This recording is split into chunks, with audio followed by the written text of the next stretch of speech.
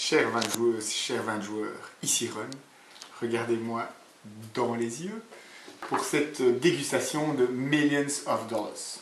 Millions of Dollars, c'est un petit jeu de cartes et un jeu de bluff où on va incarner des membres de gangs, 4 gangs ou X gangs différents, qui vont réaliser des casses et devoir se partager le butin. Mon camarade essaie de me faire rire, mais ça ne marchera pas. Le principe du jeu est très simple, chaque joueur a les mêmes membres des gangs qui sont en fait des rôles, donc les dessins seront différents pour chacun selon son gang, mais les personnages et leurs effets surtout seront identiques. Et chacun va devoir choisir de manière anonyme, voilà, imaginons, ça sont mes 5 cartes, je choisis le rôle jaune, qui est le cerveau par exemple.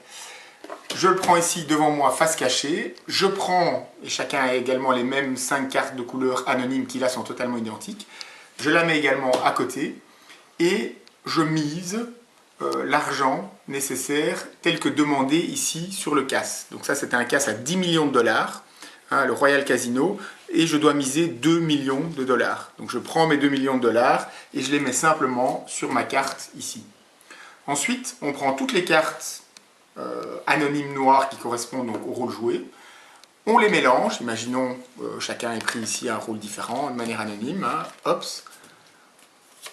On les mélange toutes les 5. On en enlève une qu'on ne regarde pas, qu'on met sur le côté, et ensuite on révèle les 4 autres. D'accord ?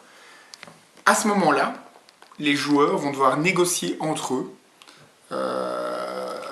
parce qu'il y a une règle qui est valide pour tous les rôles, qui est que si plusieurs personnages identiques se retrouvent dans le partage, ils sont complètement éliminés et donc ils ne participent pas au partage. Donc, ce qui est évidemment très très embêtant. Le partage est très simple, on regarde simplement la valeur du casse, ici 10 millions, et on divise par le nombre de joueurs qui restent dans le partage à la fin. Donc, imaginons ici qu'il reste les 4 personnages en question, 10 millions divisé par 4, 2,5, on arrondit vers le bas, donc 2 millions chacun.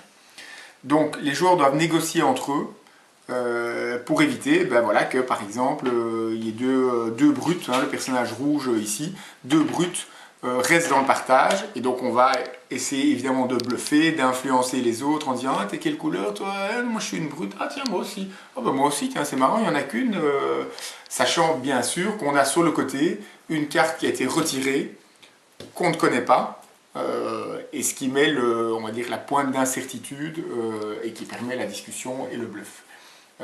On commence avec 5 millions de dollars. Le premier joueur qui atteint 20 millions de dollars a gagné la partie. Et donc on va faire les différents casses, un l'un après l'autre. Dernière chose à mentionner, chaque personnage a un rôle, un effet particulier. Donc par exemple la brute, si la brute participe au partage, la brute va recevoir une carte intimidation. Et c'est en fait un joker qui lui permettra, n'importe quel moment au joueur qui a gagné la carte en question, de regarder de manière secrète le rôle choisi par un autre personnage. Il est caché ici, le chauffeur, lui va recevoir 1000 dollars de tous les participants au partage du butin. Et ainsi de suite. Donc chacun a un rôle un peu spécial, et donc en fonction évidemment du moment où on se trouve dans la partie, on va jouer la sécurité, le risque, etc., etc. Donc au final, un petit jeu de bluff tout à fait sympa, qui génère quelques petites discussions assez amusantes, qui vous prendra pas 50 soirées très clairement, mais tout à fait agréable. À bientôt.